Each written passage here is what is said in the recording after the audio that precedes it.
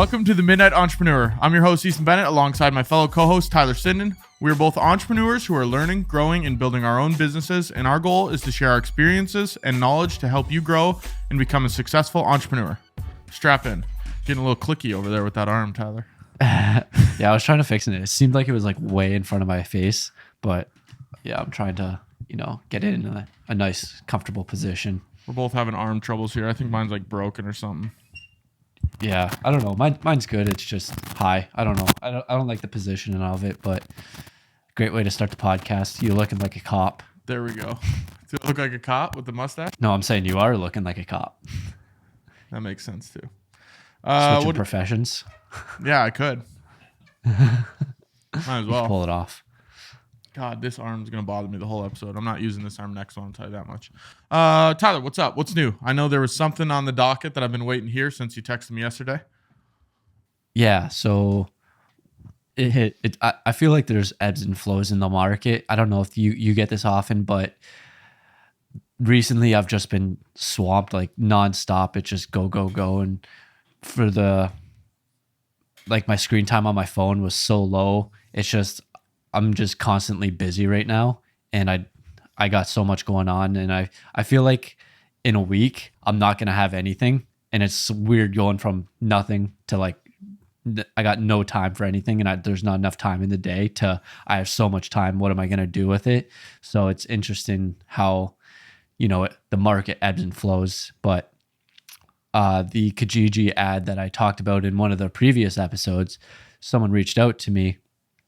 And this guy is a local rapper, and he wants to film a music video, and not just one music video. He said if I do one music video, he's got 30 songs that he wants to film and record. So if he brings me on, he wants to do them all just so it's consistent and stays with like, on brand the whole time. So that'll be interesting. I'm meeting with him on Sunday. We'll see how that goes though. Where are you meeting with him? Local coffee shop? Or just a virtual meeting? No, it is. It's at Tim Hortons. I'm sure you're familiar. Oh, see, I was right. Oh, of course, I'm familiar. Yeah. I lived in Canada, dude. I used to get the what's called ice cap. Oh, I think it's that was my shit. That and then the what are the little donut balls called? Oh, Timbits.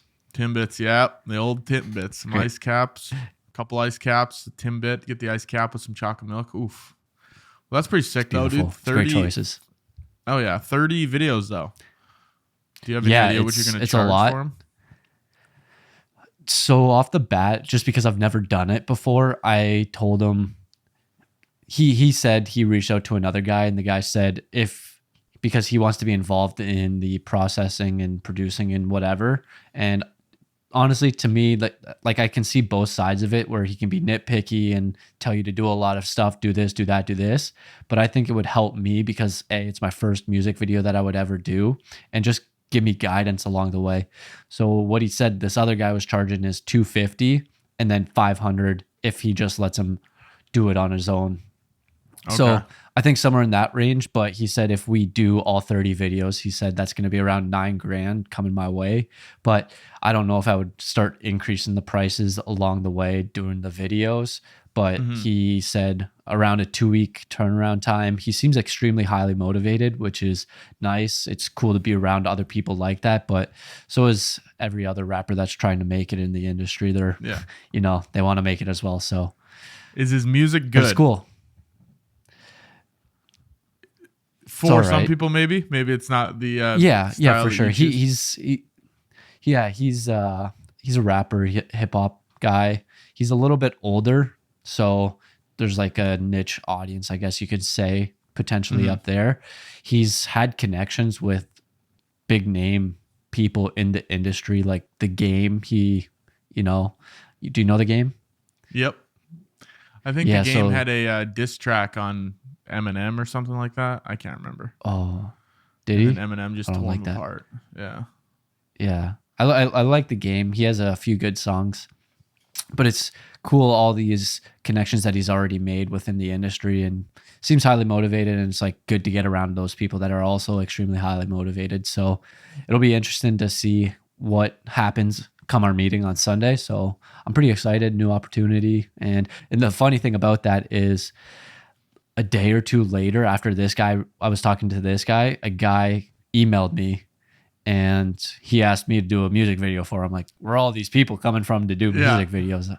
So There's a music loan Yeah. grant. Like the government's just giving out money to film music videos now. They're like, fuck, all the rappers, let's go. probably. That reminds me, I think he sent me a song. The second guy sent me a song to listen to see if it would work. And I don't think I listened to it. I got to listen to it, but I think I did actually listen to it. Just part of it. I've had multiple people reach out about music videos. So since I started this probably 4 years ago, 3.5, 4 years ago, one guy reached out. He's from Minot. He wanted to do a music video. And then we had like the idea fleshed out. Nothing came of it. That same guy reached out again like 6-8 months ago, wanted to do something. Nothing ever came of it. 4 or 5 people have reached out to me on Instagram saying, hey, let's shoot a music video. Nothing has ever came out of it. So hopefully it ends better than it has for me shooting these. But, I think a lot of it is if you get the up and coming rappers that want to put resources towards it, like, money, and they want to have people do it and do it right. Those are the kind of guys you want to get, where I think a lot of the people asking me were kind of like, hey, shoot this music video for freaking pennies on the dollar. So I don't know, and that's not even when I was charging a bunch of money, but some of them, you send them the prices and then you never hear back from them. Yeah, I think that's the difference, because it seems like you were talking to maybe younger guys, where this guy's a little bit older. I think he has a day job, so he has income coming in, so he's willing to put money behind it. He was sending me stuff that if someone signs to his label, there's like this necklace they get, and then if they hit gold, he has a ring that they get. And he was saying like the prices on it. Yeah, there's a bunch of diamonds and gold carat shit in it. So it was pretty interesting. So is he signed to a record label? Yeah, he said he's signed to something like whatever the game is. I think he's like signed under the game. That's kind of sweet then. Well, you have to send me his music. I want to listen to it. I'm curious now. Now I'm fully invested in this. Yeah, so I'm pretty excited about that. It's a neat opportunity. Never done anything like it. It'll be fun to, try it out. I watched a few videos on creating music videos. So we'll see how it goes. Well, don't ask me, because I've never made one before. So we'd be in the same boat. I was gonna ask you, because I don't think you have done any. Nope, I have not. I mean, just the people that reached out, and I think I could put together a good music video. I mean, it's as long as you know the fundamentals of filmmaking, and then you kind of just got to tell a story through it. But you can go so many different routes with them. You can do the narrative, or you can do the crazy effects with all the crazy lighting, or you can do effects where you slow the shutter speed. There's so much you can do with it. Yeah, I think the 2 guys that reached out to me, one of the main guy with 30 videos, I think his is more straightforward, just him singing, rapping, whatever, in a couple different locations, maybe a few actors. And then the other guy has like a whole story around it in the song. So I feel like there's a couple different ones, but we'll see how it transpires and if we get any progress with it. Yeah, you'll have to update us in the next episode. So next week's episode, because this will drop the day after you meet with them, and then we'll talk about it. See how the meeting went. I shot a one text to a lady that came on the podcast. She owns Gourmet Chef, and I was like, hey, have you ever thought about doing like a cooking show in Minot local? So like when I was growing up, I used to always love the shows like Cake Boss and Chopped and Next Iron Chef, all of these things. Yeah, I love those. Are like binge-worthy shows where you could just sit down on a Saturday and watch like 8 episodes. So I told her that, and I was like, hey, have you ever thought about doing the show? I was like, I'll produce and put them all together. Maybe we'll do the first couple as a trial run, see if we get the community behind it, see if it gets good engagement. And she's like, oh, where do you think it would live? And I said, well, Facebook and YouTube, start to actually grow that brand a little bit. And then we could cut them down into shorter clips for TikTok and Instagram Reels, because I don't know if you've seen this guy on TikTok. His name is like Vukum, and he does live Rolex negotiations. And he has pivoted that. So he grew his one account of his just him talking to people. And now he almost has like a Pawn Stars type TikTok account. It's like a page. I can't remember what it's called, but I'll send it to you. And it's a page where it's more of like a reality TV show. Like the beginning is like, hey, we got Jenna coming in. She's looking for a watch for her mom. she's coming in this afternoon. Let's see what we can find her. And then they walk in, and then she's like, hi, I'm Jenna. I'm coming into the shop today because I'm looking for this and this and this. And then it kind of shows their interactions, the negotiations, if they buy, if they don't buy, if they made a deal or not. So I'm like, you could almost cut that down into like a 2-minute clip of if, let's say there's a 15-minute cooking show challenge, some sort of thing. Cut it down into TikTok and Instagram. And she said, yeah, let's talk after the holidays. This is my busiest season for selling retail stuff in the store. And I'm like, okay, I'll text you in January. So that, and then Vegas clients, we talked about that yesterday. I'm looking to get some Vegas clients. I now have a list and some references of content that I'd like to make for these people. So pretty much looking at the high-end casinos like Bellagio and the Wynn, and their content's awesome. And then you go look at the other casinos that maybe don't have a content team or not as many people doing that. And it's like, hey, let's create content like this. I'll do it for free. Just fly me out to Vegas. So within the next week, hopefully by next episode, we'll have some of those sent out. But that's kind of where I'm sitting at right now. Cool. Yeah, I'm pretty sure you mentioned something about reaching out to that girl to do the cooking show. So before, I'm interested to see if you guys do actually do something around that and making. I think you got to make it like unique. Where, say, do you watch Cutthroat Kitchen? I've seen it. Yep. So how that's really interesting, where you get money to bid on sabotages, and it's like has that. It keeps people engaged and making it different. Like with Chopped, you get these baskets, you got to make something. So I feel like it's got to be a little bit more than just a cooking show where it's, hey, let's bake a cake. Hey, let's, make some pasta. Yeah. And that's what's nice is I have about a month and a half to really, well, probably longer than that, but that's when I'm meeting with her to formulate some ideas of how can we make this unique so we're not ripping off a show that already exists. So that's what I'm excited about. And then I guess there's one other thing. There's a guy coming on the podcast, and I have an idea. I want to pitch a podcast to him because it's for a company that sells, it's a liquor distributor or beer distributor. So I think it'd be cool if there was some sort of podcast, because he's a really outgoing guy and talkative and has a lot of good stories. I'm like, how can you formulate this podcast, create this podcast around, stories where you're drinking beer and that kind of world. I really haven't fleshed it out, but that's an idea I'm wanting to pitch when I see him here in 2 weeks. So I got to formulate that before he comes on the show too. And he's bringing me free Ghost Energy, which is sick. Nice. I had a thought when you were I had a thought when you were talking about this person that created this brand around TikTok and then reality TV. And I was thinking, do you think TVs will ever go vertical instead of widescreen? Like, do you think people are going to start filming with their cameras only vertical and not widescreen? Do you see that ever happening? Because it seems like everything short form Instagram reels, TikToks, and everyone's like on their phone. Maybe, I don't know. I don't think phones would go wide. So it just seems like, would there be that pivot of TVs filming everything going wide, which I don't know. That'd be interesting. I don't think so. And the main reason is because I think the reason we're consuming so much vertical content is because of the way our phone is designed. Like it's meant to slide in your pocket vertically. Whereas the TV, the walls just are like this. Yeah. So it makes more sense. And I think when possible, a widescreen frame, whether it be a TV show, a movie, or a video, YouTube video, whatever, it's better for viewing. You can get more in the frame. There's more options to work with. It's true. And that's why movies, you can get so much more in the frame when you're shooting a movie. But if you go like this, you can literally get maybe one person's head. So I think then you're getting a lot of extra details that don't really matter.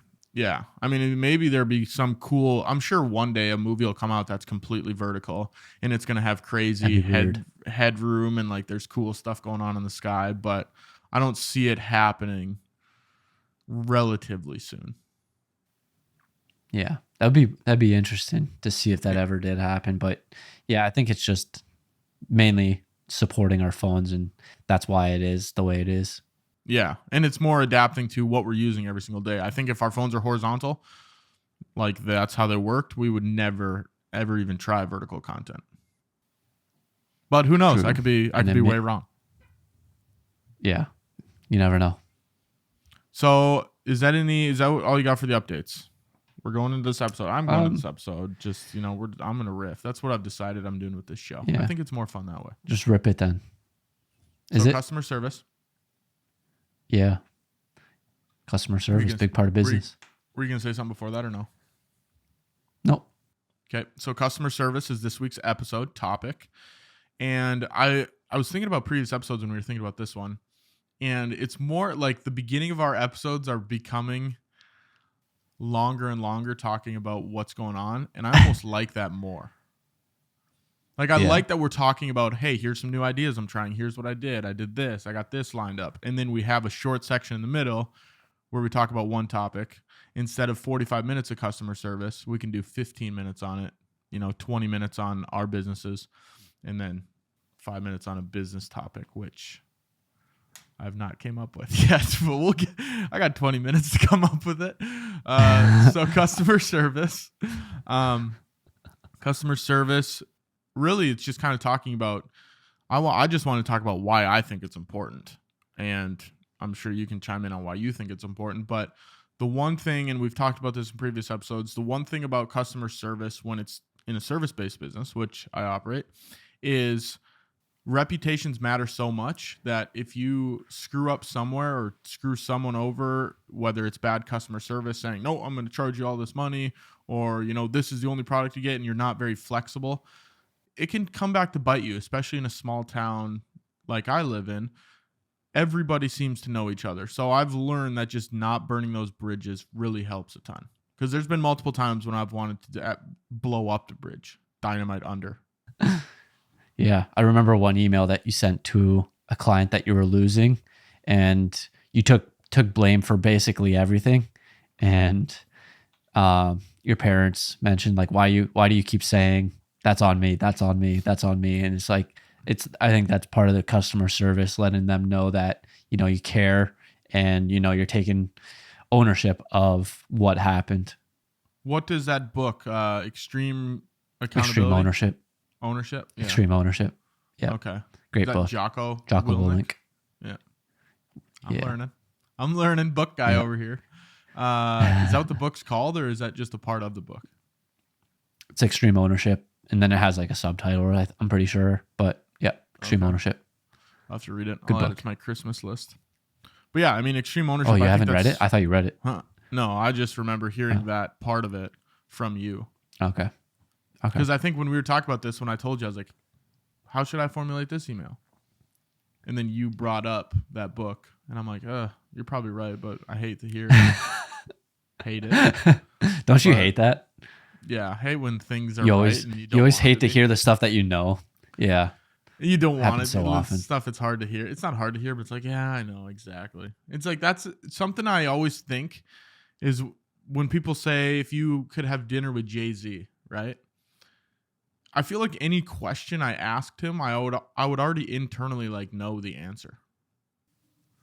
On a bigger vision scale. I mean, obviously, if there's like tactical questions you're asking, strategical things, he'd have a better insight. But I feel like the bigger vision things, like I don't know what you call them, but like the higher end things, I feel like I already would know the answer they're going to give me. Yeah, I think that happens a lot where you know the answer and you just either don't want to take action on it, or maybe you are a little bit scared. And then it's just, especially hearing it from, say, Jay-Z, from hearing it from that authority, you're like, oh, fuck. Maybe I should start doing it. But when you hear it from like average Joe, like Tyler over here, you're like, yeah, fuck you. What do you know? My accountability partner, Tyler, I'm like, are you right, though? Yeah, exactly. I've read a lot of books. Yeah, well, and the books say so.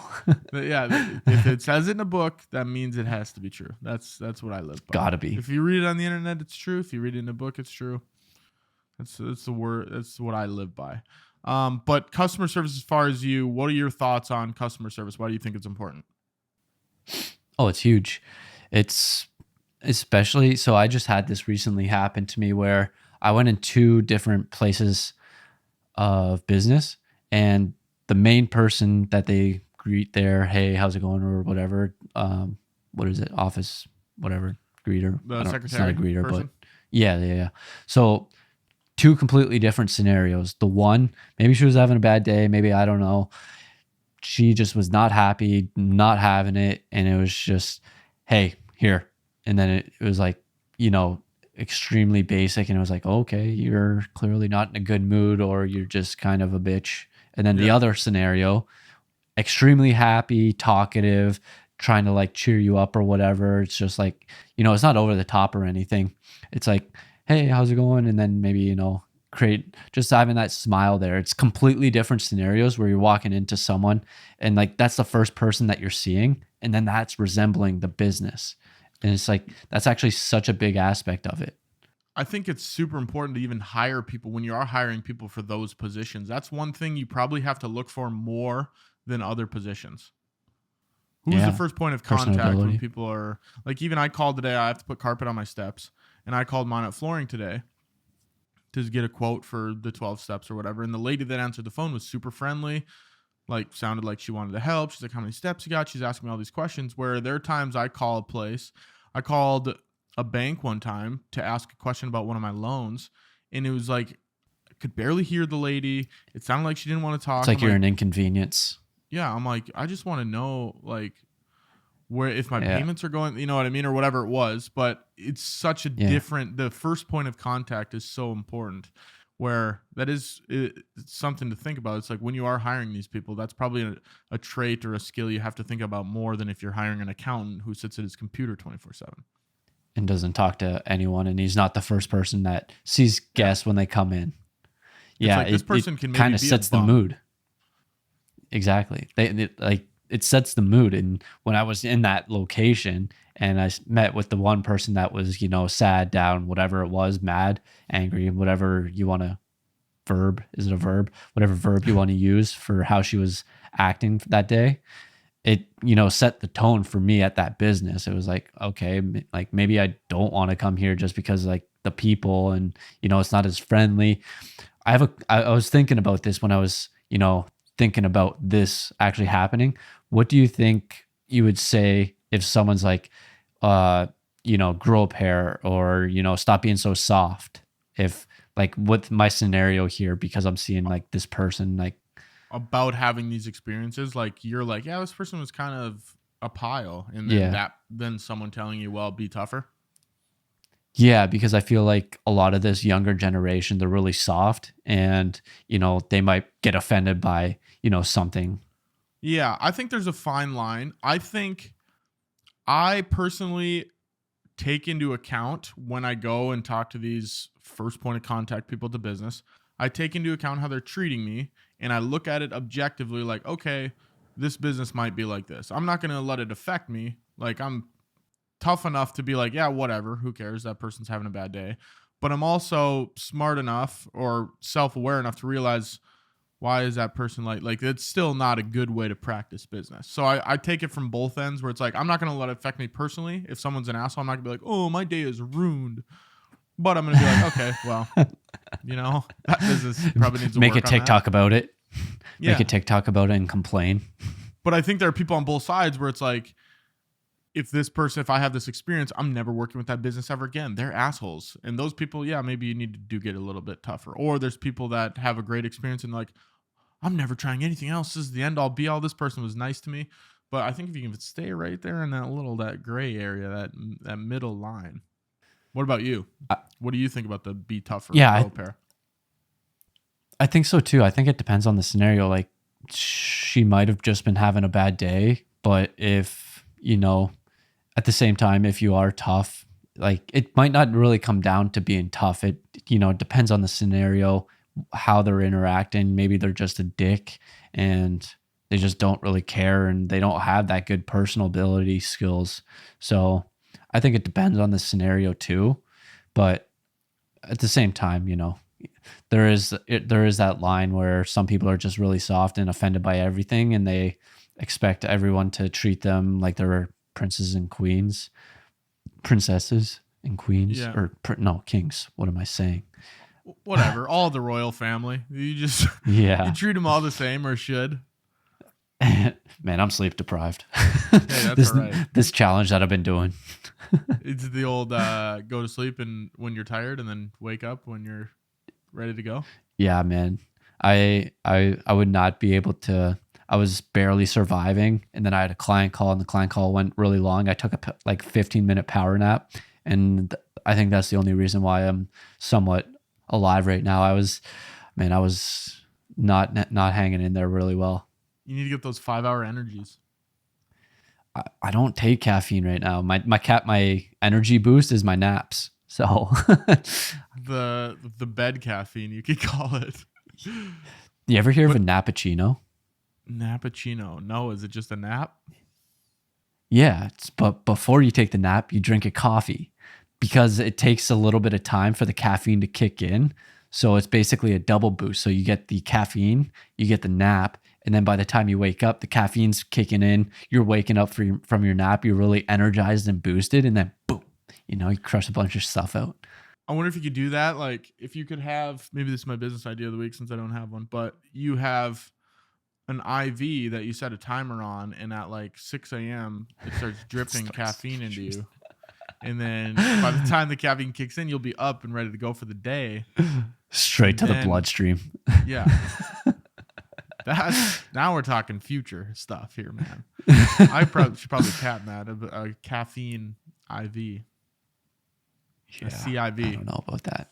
The Civ. I heard something about, I don't know what it was, but there's something in Vegas where you can take like these IVs, and I don't know if it's like I want to say water, but I feel like that's not it.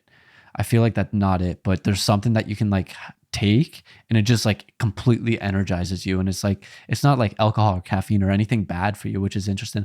I heard it a while ago. I don't know what it was, but is it the things they have at the bar? They're called like H2O bars or something, and then it's actually like the tubes that go in your nose. No.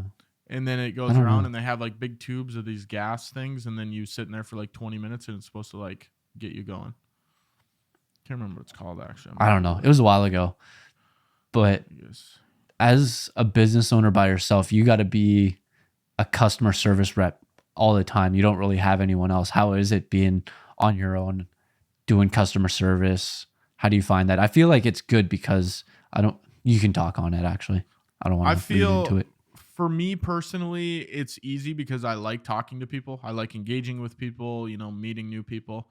So it's not really that difficult for me. But if there's maybe there's a business owner where he likes to be more introverted, maybe it's in a business where you don't have to talk to a lot of people, and it might be more difficult for them to go out and talk to clients or go into meetings and have strategy meetings, that kind of thing. But for me personally, since I'm kind of a outgoing person, I like talking to people, getting to making jokes with people. I think it's pretty easy. I actually like the fact that I get to be that first point of contact. But yeah, I don't know. I think it really depends on who you are, if you're introvert or an extrovert. Have you had any experiences where you get some tough emails where maybe they're mad at you, or there's issues or problems, and how'd you solve that, or what was the scenario, or what was the outcome? Usually when clients get mad at me, I pretty much just say I'm sorry. I'll fix it however you want. Saw me. However you want. Yeah, like sometimes right now this is happening, but like I had a bunch of projects coming at once. And that's a little tough because then you get this bottleneck of editing, and editing does take some time. So it's like, hey, I know your video, I told you it was going to be there, but I need a little bit more time with it. And for that, I've learned to reformulate my words to I'm sorry this is late to I appreciate your patience. Because then it's like that's in a book I've read. Yeah, and it's reformulating your words to saying, hey, I really appreciate you being patient with me. And then they're like, oh, it's almost like complimenting them instead of dogging yourself, saying, I'm sorry, I haven't got it done yet. It's like, hey, you're being really patient, and I really do appreciate that. So that's tough one of the as a things. Canadian to do that. As a Canadian, yeah, I'm sorry. Yeah, sorry there, bud. Sorry there, bud. I got your videos next week. But no, that's one thing where I'm like, that's the main thing that comes up where clients are like, hey, it's going to have this soon. And I actually got a text just before this we started filming. But It's like, hey, just I'm working my best here. I'm trying. It's gonna get to you. I appreciate your patience. That's only the really thing that ever comes up where clients are mad. Other than that, maybe I've never had a client like look at a video and be like, this sucks. This isn't what we wanted. Yeah. There have been times it's like, hey, can we reshoot this? I'm like, yeah, sure. I won't charge you extra for the reshoot. I messed it up. We'll just go in there and do it. But a lot of the times the answer is just a common sense answer. Just don't be an asshole person. That's kind of just the pretty the self-explanatory, rule to live eh? for customer service. It's like, just do the right thing, and then you should be good to go. Are you on a text basis with some of your clients, or is it emails, or phone calls? It depends on the client. A lot of clients I text all the time, and they just prefer to text. Other clients, I don't even have their number. It's strictly email. But a lot of them are both. So a lot of times it's like something quick. You'll shoot a text. Hey, give me a call about this thing. If you got to send an email, it's more of like a, hey, here's like the documents. Here's the package, the proposal, sign this, do this. But most of my clients, I would say, are hybrid, where it's like we talk on email and text, whatever's quicker, whatever makes more sense. Yeah, you somewhat just covered it, but it seems like you're on a lot of good terms with pretty much all or majority of your clients. How would you say you got to that point or get to that point? I think it's more about, as far as the customer service wise, it's building the relationship first instead of it being transactional. If you build the relationship and actually want to be friends with this person, whether they're paying you or they're not paying you, and maybe, tomorrow they say, we don't want to work together anymore, and you can still go to the bar and have a drink with them or whatever it might be, see them in a grocery store and still be cordial. That's more important than just, hey, it's going to be $1,000. Check needs to be here this week. Don't ever talk to them until the day of the shoot. Like, there are a lot of times I see something on an article or something, I'll text it to one of my clients, be like, hey, this is cool, part of the housing industry right now. Or, hey, look at this video. This is kind of cool. Maybe you guys should do something like this. So it's just keeping that ongoing communication open instead of leaving things so transactional. Yeah, building that relationship. And do you try to respond to your clients within a certain time frame? Like if they email you or if they text you? You're terrible at that? Bro. Yeah, I think you know all too well that I'm terrible at that. I don't open text messages because I'm like, I'm going to leave it open. So then when I see it, I know I have to respond to it. I think we talked about this last week about I just got to start doing it, which I started doing more. Yeah. But yeah, I'm bad at answering because it's like, oh, I'll get to it. And then the next day it's like, oh, I'll get to it. It's like, why don't I just get to it now? It'll take 15 seconds. I think there's a rule called the 2-minute rule. If anything takes less than 2 minutes, do it immediately. Just do it. Yeah. Which is good to live by, because a lot of things take less than 2 minutes. Make your bed takes less than 2 minutes. Answer this email takes less than 2 minutes. Sometimes. Yeah, sometimes. Depends what you're typing, I guess. Some emails can take a while. Sometimes you got to explain some things. Yeah, you got to I know which one you're talking about. Sometimes you got to think it out and make sure you're formulating everything properly. And then you need the 24-hour rule, not the 2-minute rule. Wait 24 hours, think things through. See if you still want to send it. No, exactly. But that's all right. What about you? Are you on, well, I suppose it's different because you aren't really in a service-based business, but when you're working with the clients that you've had, is it text or email basis? Majority email. I have some texts, but we typically do stay with emails. That seems to be the one. I know him personally, but he's not as technologically advanced. He prefers the old school ways. The other one I'm not really close with, so we did just stick with the emails. And the rapper, we actually got his number, so we text each other. So, and then at work, it's all email, and then every now and then we do Zoom calls or phone calls. Yeah, I was gonna say at work, if you're working under for an agency, I assume there's no texting. Yeah, it depends on the relationship, but for the most part, yeah. Maybe with the higher ups, are your bosses maybe on a texting basis with some of the clients, or no? I think it just depends on, like, we've had some legacy clients that have been with us for like 3+ years. We've met them in person. We've, gone out to bars or restaurants with them. So, know them on that personal level. So I think it just depends if you've crossed that line where you know them personally compared to I just know you through a webcam, Yeah. I personally I prefer the texting for sure. Texting and calling. Well, Yeah, so much easier. I'm not a big caller, but I like the line of communication open because it keeps things it's less formal, which is nice because a lot of times Yep. when I'm pitching an idea, whether I want to get paid for it or not, it's easier to go in, shoot a text and be like, "Hey, I got this really cool idea. Let's talk about it." Instead of an email, if you get an email about a pitch, then it feels more, emails always feel more transactional to me. Where if someone texts me and they're like, That's "Hey, let's true. go to coffee. I got something to run by you." It feels so much more personable. So I try to get every relationship I have to the texting level if possible. Yeah, you got to build a pretty personable relationship. And I think that is more so for smaller service type based businesses.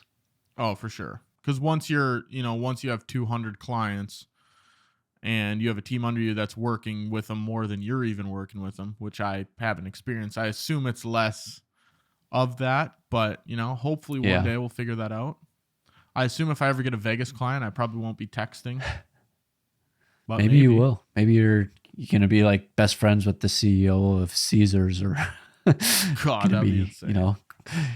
Going out to the craps table with them and betting. I don't know if they gamble.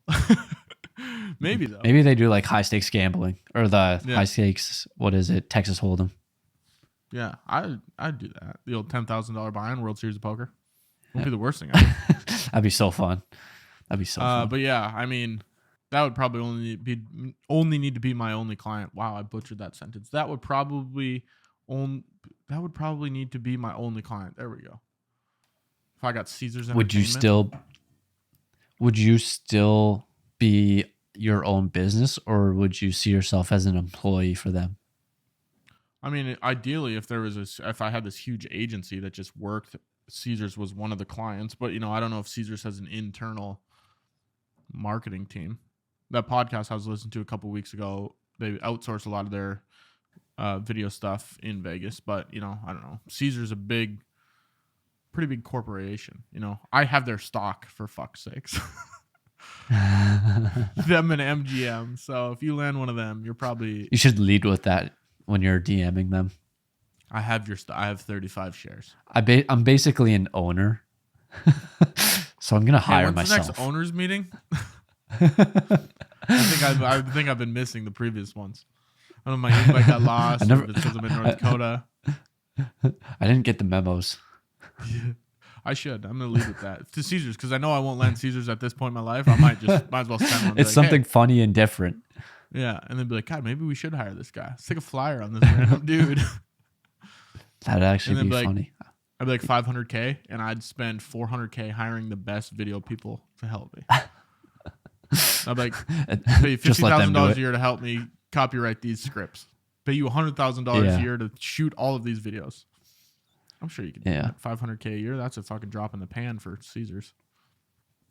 Yeah, might as well. If you don't, if it's like the bigger ones, try something new, try something different. Differentiate yourself from everyone else that tries to reach out to them. Yeah, and you can then try again in 15 years if it doesn't work, and then maybe it'll be a bit bigger. 15 years after that, you might be doing totally something different. I might be cutting trees down, a lumberjack. Who knows? If they say no, just say you'll be sorry. You will be sorry.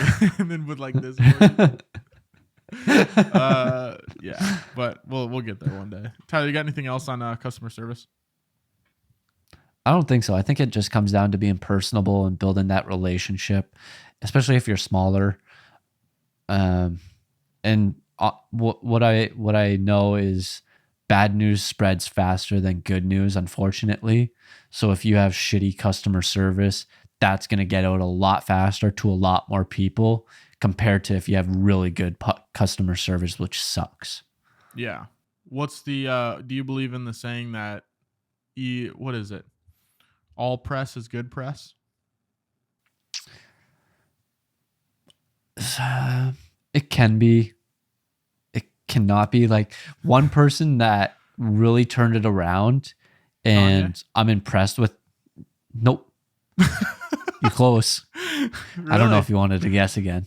Yeah, No, you are I'm good. close. But one person that did one really shitty thing, and I never, I don't think I knew him at the time, I but he do did want to this guess one again. really shitty. Okay, do you want to guess now, or do you want me to keep Right going now, and then I'll let you? Steve Bartman. Okay, no. So he Damn. did one really shitty thing. I didn't know him at the time. And I knew him because he did this one shitty thing. And everyone started to know who he was. And he grew his following, I think, a lot more because of this. He might have lost a lot of people at the same time, but it was Yep. Logan Paul. Okay. Yeah. I think he's turned it around so well because he did the forest thing. Do you know what I'm talking Yep. about? The old Suicide Yeah. Forest. So when he did that, I'm like, this guy's a fucking douche. And then Yep.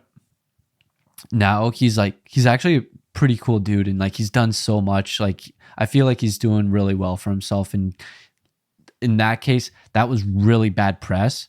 But I think a lot of people learned who he was at the time. And I think I think that experience helped him, shaped him who he is today, because that was a really big learning experience for him. Yeah. Put him on the map a little bit more, which is good. Yeah. And So then he had to get his way out of it, obviously. But yeah, for sure. So I, is any press good press? I think it depends. Like Hitler, depends probably on not great depend on press. Probably can't turn that around. yeah. So I think it depends on what it is and how severely bad it is. But if it's Yeah. like mediocrely bad, I think it's fine because then you're just gonna spread more awareness to yourself, More people know who you and are. people are gonna discover who you are. What do Yeah. you think? No, I agree with everything you said. Like most of the time, I think that depending on if it is a crazy scenario, like some huge tragedy, probably not great. Probably can't turn around from that, right? But if it's if I do something that's not great, more people are gonna know who I am. It depends. Smaller city might be tougher, but like a medium or a small size business, it's like they can turn it around. It just might take a little bit longer. Yeah, I think it depends on the values too, depending on what the situation is. You might get a lot of people that are trying to cancel you. And I think that's what a lot of people are worried about. And I know you were too. I was like, do this. It would be really funny. And you're like, I don't want to get canceled. And it's like, you can't get canceled if you aren't even a thing yet. So It's true. Oh, yeah, that was about the when you Three do Dudes that, podcast. yeah, it was, but at the same, I forget where I was going with that. What was I talking about? Can't Cancel. get canceled if you don't want to So get when canceled. yeah, so when that happens, the people that are trying to cancel you aren't your target audience. And then the people that see you from all these people trying to cancel you, it actually raises your awareness to those people. And then those people might want to support you. So there's a good benefit to that, depending on like the target audience. Maybe it's like your viewpoints with, say, politics, and you say something that isn't beneficial or isn't the same viewpoint as this one person or this one group of people, and they say, oh, we got to cancel this person, then they start raising awareness for you because you said something politically against what they believe, and then they start saying cancel, cancel, cancel, and then it reaches the people that are actually your target audience, and it increases you and your brand awareness. Yeah, so there you go. Just try to get yourself canceled, and you'll get the people you want. that's the advice we have for the show. All right, let's get. I see you have a business idea on here, Tyler. So you've saved me. Yeah, I'll try and save you. So I just thought of one that I half thought of today, but we'll save it for next week. Unless you want to save it for next week, you can build on it, and then potentially, Perfect. you can come prepared for once. Yeah, probably not, but we'll try. Okay. So when I was working out in the past, I noticed one time I was doing tricep dips. I'm not sure if I had weighted or not, but I remember I was maxing out around 6 reps. And what happened was 3 very attractive girls came in and started working out next to me. And all of a sudden, my 6 reps went up to 12. So freaking demon here. Yeah. it's a miracle. I'm all of a sudden stronger when these girls are around me. So what I thought about was you hire girls, attractive girls, to follow you around at the gym. And then, There you go. them being around you inspires you to lift more weights and heavier and longer. Do you think that you would get sick of them after? I feel like they would have to be different girls because You can rent out different ones. It's like a mail order. you have a whole selection of girls that you want. It could be the same way that with girls renting out guys. I don't know if they would want to do that, but I know guys would want to do this. There's like a website you scroll through. You're like, Melissa looks kind of. Melissa could get me 4 extra bench presses, I think. I feel like I could grow up my chest a little bit if Jasmine was following me around. It's not. I don't know if it's our best idea we've had on the show, but it is an idea. It is one of the ideas that we've had. Yeah. No, I don't know if there's really much to flesh out on that one. I think we've got that one pretty much locked. I think it's a great idea. I saw a video a while ago, and this guy would have his girlfriend sit on his lap when he was bench pressing, and he said it somehow just made him bench press more.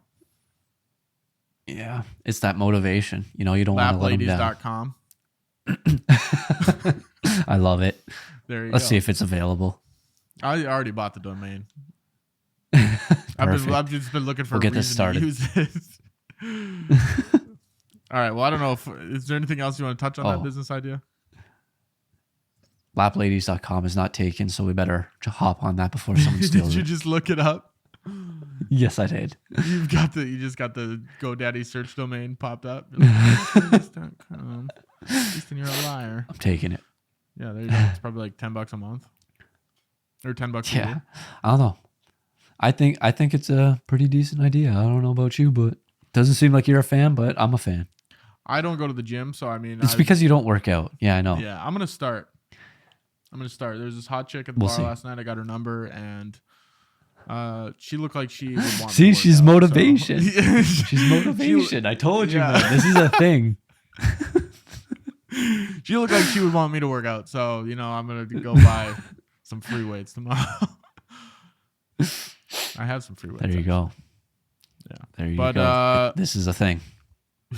It is a thing. I'm on board now after we've fleshed that out. I think that's all we got for this episode, though, Tyler. We did the over-under for 40 minutes on the episode. Look at that. We're right at 50 minutes. We did a little bit of messing around in the beginning, but... It's about 47. Always take the over, man. Life's too short to bet the under. Always. There you go. All right. Life advice.